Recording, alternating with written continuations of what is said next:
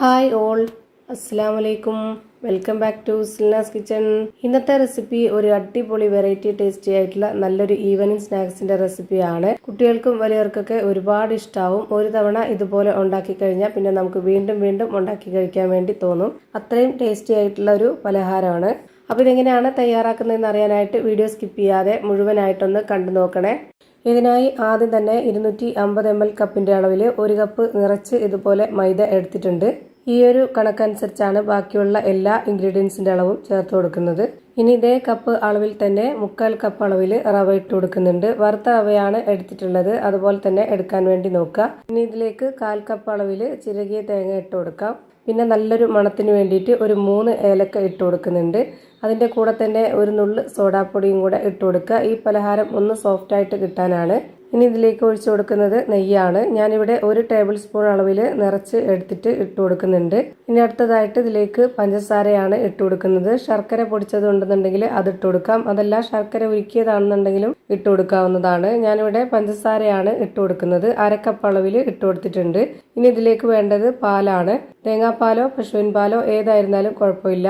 ഞാൻ ഇതുപോലെ 250 ml കപ്പിന്റെ അളവിൽ 1 കപ്പ് പശുവിൻ പാലാണ് ഒഴിച്ചു കൊടുത്തിട്ടുള്ളത്. നല്ല കട്ടിയായിട്ടുള്ള പാലാണ്, ഒട്ടും തന്നെ വെള്ളം ചേർത്തിട്ടില്ല. ഇനി ഇതുപോലെ കൈവച്ച് നന്നായിട്ടൊന്ന് യോജിപ്പിച്ചെടുക്കുന്നുണ്ട്. ഇപ്പൊ കുറച്ച് ലൂസായിട്ടാണ് ഇരിക്കുന്നത്. ഇനി ഇതൊന്ന് അടച്ചു വെച്ചിരിക്കാം. ഒരു 30 മിനിറ്റ് നേരം കഴിഞ്ഞ് നമ്മളിത് തുറന്നു നോക്കുമ്പോഴത്തേക്ക് നമുക്ക് കറക്റ്റ് പരുവത്തിന് കിട്ടും.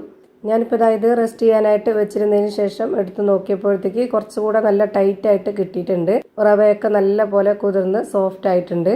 അപ്പോൾ സ്പൂണിൽ കോരിയെടുക്കുമ്പോൾ ഞാൻ കാണിച്ചു തരാം. ഈ ഒരു പരുവത്തിലാണ് കിട്ടുന്നത്. കൈ വെച്ചിട്ട് വേണമെന്നുണ്ടെങ്കിലും ഇതുപോലെ എടുക്കാവുന്നതാണ്. ഈ ഒരു രീതിയിൽ ഷേപ്പാക്കി എടുക്കാം. ഞാൻ കൈ ഒന്ന് വെള്ളത്തിൽ മുക്കിയെടുത്തതിന് ശേഷമാണ് ഇങ്ങനെ ചെയ്യുന്നത്.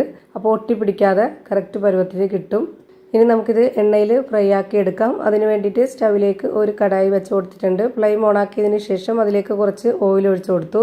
ഓയിൽ നല്ല പോലെ ചൂടായി വന്നതിന് ശേഷം ഒരു മീഡിയം ഫ്ലെയിമിലേക്ക് ഇട്ട് കൊടുത്തിട്ട് ഇതുപോലെ കുറച്ചായിട്ട് ഓരോന്നോരോന്ന് ഇട്ട് കൊടുക്കുന്നുണ്ട്. ഇത് തയ്യാറാക്കി എടുക്കാനായിട്ട് ഒരുപാട് സമയമൊന്നും വേണ്ട. വളരെ പെട്ടെന്ന് റെഡിയാക്കി എടുക്കാൻ പറ്റും. ഒരു മീഡിയം ഫ്ലെയിമിൽ ഇട്ട് കൊടുത്തതിന് ശേഷം ഇതുപോലെ ഓരോ മാവും ഇട്ട് കൊടുത്തിട്ട് നമുക്ക് കുറച്ച് നേരം ഒന്ന് വെയിറ്റ് ചെയ്യാം. ഒരു ഭാഗം വെന്തതിന് ശേഷം ഇതെല്ലാം ഒന്ന് തിരിച്ചിട്ട് കൊടുക്കാം.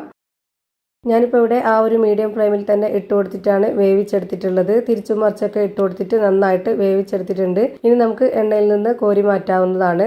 ഇതുപോലെ തന്നെ എല്ലാം ഫ്രൈ ആക്കി ഒരു പാത്രത്തിലേക്ക് മാറ്റിയിട്ടുണ്ട്. നല്ല ടേസ്റ്റി ആയിട്ടുള്ള നല്ല സോഫ്റ്റ് ആയിട്ടുള്ള ഒരു അടിപൊളി പലഹാരമാണ്. എല്ലാവർക്കും ഇഷ്ടാവും. ഇതിൻ്റെ അകം എങ്ങനെയാണ് ഇരിക്കുന്നതെന്ന് അറിയാനായിട്ട് ഞാനിതൊന്ന് പൊട്ടിച്ച് കാണിക്കുന്നുണ്ട്. അപ്പോൾ ഇത്രയേ ഉള്ളൂ ഇന്നത്തെ വീഡിയോ ഇഷ്ടമായാൽ ലൈക്ക് ചെയ്യാനും കമൻറ്റ് ചെയ്യാനും ഷെയർ ചെയ്യാനും മറക്കരുത്. അതുപോലെ തന്നെ ഞാനിടുന്ന പുതിയ വീഡിയോസ് നോട്ടിഫിക്കേഷനായിട്ട് കിട്ടുന്നതിന് വേണ്ടി സബ്സ്ക്രൈബ് ചെയ്ത് ബെല്ലൈക്കൺ അമർത്തി അതിൽ ഓൾ എന്ന ഓപ്ഷൻ എനേബിൾ ചെയ്ത് കൊടുക്കാനും മറക്കരുത്. പുതിയൊരു വീഡിയോയുമായി വീണ്ടും വരും. Thank you for watching.